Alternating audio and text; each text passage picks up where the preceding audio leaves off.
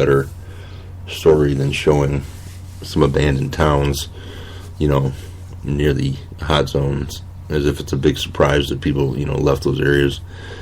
On the bright side, though, or what you'd call the silver lining, is that the WHO, or the World Health Organization, reported that radiation exposure to people was extremely minimal and that side effects would be practically immeasurable. So, that's good. But, if you're going to report about stories about things like a nuclear meltdown, we all know the towns are abandoned. Tell a story about the people, okay? Another science story. Apparently, they discovered that people arrived in the Americas thousands of years earlier than was previously believed. Researchers have found stone tools in northeastern Brazil, which they say proves humans reached the area as early as 22,000 years ago. This discovery is on the verge of knocking out what is called the Clovis theory, and which is currently the leading belief of 20th century archaeologists, which holds that people first arrived in the Americas from Asia about 13,000 years ago. Now, a man named Walter Neves, an evolutionary biologist at the University of Sao Paulo, whose own theory and analysis of an 11,000-year-old skull indicated that some ancient Americans resemble Aboriginal Australians more than they do Asians. The Clovis theory was derived from the 1920s discovery near Clovis, New Mexico, of a spear point, which was dated to around 13,000 years ago, putting big game hunters who presumably came to the Americas via the Bering Strait. However, in Texas in 2011, spear points discovered in Buttermilk Creek put people there as early as 15,500 years ago, and the analysis of human DNA found in Oregon also shows that humans were there as early as 14,000 years ago.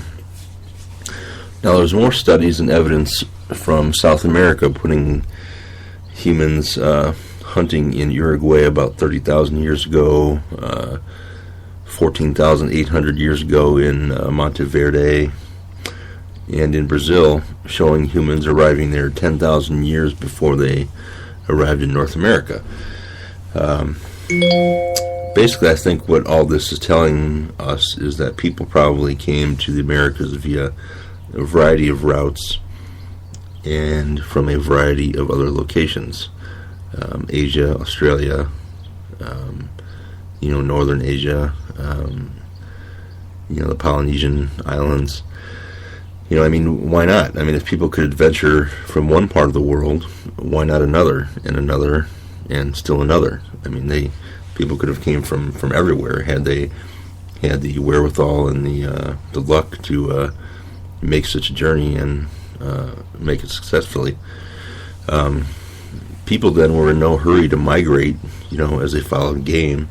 If the game took thousands of years to migrate over continents, then so did the people. It just makes sense. And, my guess is that people were here a lot earlier than anyone has ever been able to prove even yet. So you have to remember the nature of landscape, and that the population of the world was far, far less than it is now. So,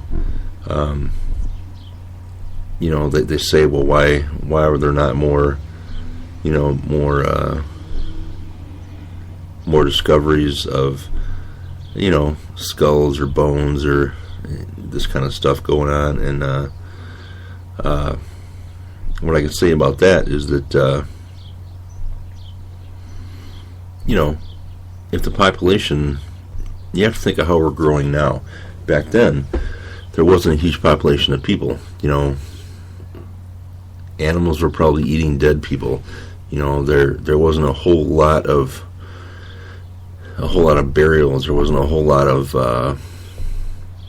things going on that would allow us to find remains in any type of organized way. So that's probably why there's a lot less evidence that has been discovered. But my guess would be that people were probably here far, far, far before we ever knew they were here, and we just probably will never find the evidence of it. So moving on, a little more science.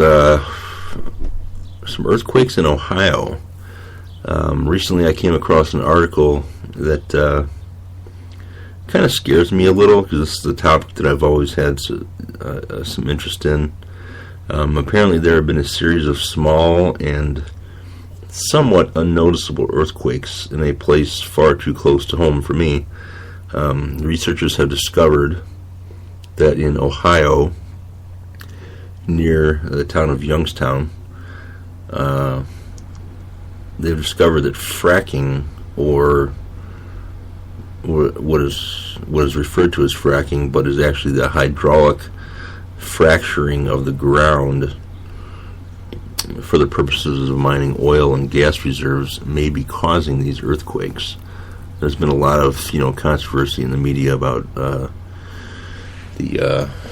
results and the side effects of fracking, but when they're causing earthquakes in places where there normally is not earthquakes, that should be an area of concern for a lot of us. They believe that the fracking may be stirring up previously inactive or unknown faults, which is resulting in the quakes. I've heard somewhere that one of the largest faults in the world runs between Indiana and Illinois, roughly down the corridor of the Mississippi River and its path to the Gulf, but that it's inactive. I've also heard that if this fault ever decided to go, those of us in this area, I'm referring to Northwest Indiana for us, we'd be pretty much done. There'd be massive earthquake, which would cause a lot of destruction, and that's something that, quite frankly,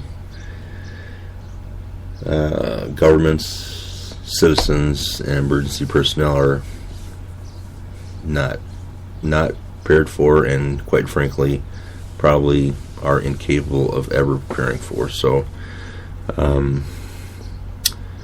while we're on the subject of earthquakes, we might as well mention that this is the 50th anniversary of the Great Alaska Earthquake, which was a 9.2 earthquake that hit Alaska on March 27th of 1964 actually in southern Alaska. At that time, scientists did not have any idea or did not know exactly how or why earthquakes occurred, but this particular quake and the resulting land changes that formed because of it gave scientists their first real understanding of what we now call plate tectonics. This particular quake and the understanding we acquired from it, unfortunately, was not without some sacrifice. Though the quake and the resulting tsunamis from it claimed 131 lives and caused about $2.3 billion in property loss. And that's in today's dollars. It would have been about $311 million in 1964. This quake today still stands as the single worst earthquake in recorded history. Also, the 10 largest earthquakes in U.S. history, they're also called megathrust quakes, have all occurred in Alaska, and most were along the Alaska-Aleutian subduction zone. Drilling evidence suggests that these quakes occur about every 600 years or so. They occur about every 600 years or so. But what scientists want people to know is that and to remember, is that we still have no way of actually predicting earthquakes. There's, early warning devices that sense earthquakes coming, but we have no way of predicting when they're going to happen. So, additionally, and this is one that really scares me because I've been focused on this topic for years, ever since I had done a little bit of research on it. There was a 4.8 earthquake in Yellowstone National Park. Now, you may not think of this as a major quake, but for me, any quake involving the ground of the caldera of the Yellowstone supervolcano is reason for concern. So, if you didn't know, and a lot of people don't know this, Yellowstone National Park, the entire park and the area surrounding it, basically involving about 4 states, is a giant volcano. The whole park is a giant volcano caldera that is currently inactive. It hasn't erupted for some years, but you see the volcanic activity everywhere. From the hot springs to the geysers. Those are all caused by underground volcanic activity. If I remember correctly, the scientists believe that Yellowstone is a couple 100,000 years overdue for an eruption, based on previous geological tests and rough estimates of the amount of time that would pass between eruptions at Yellowstone. So that's correct. It has erupted regularly over the history of the world, and it's way overdue. So when it goes, it's going to immediately wipe out a significant portion of the U.S. surrounding it, and the resulting lava flows and ash clouds will have lasting global effects for years to come and cause massive negative effects in the United States, the entire United States and the world. So, so let's keep an eye on Yellowstone. If you want to visit now before it's gone. Let's move on to something a little bit cooler, a little bit lighter note. The New York Public Library has put 20,000 high-resolution maps online, free for you to download. I'm not going to talk a lot about this, but if you go to nypl.org, you can find the maps you need on their digital collections page. nypl.org, and you can find the maps on their digital collections page.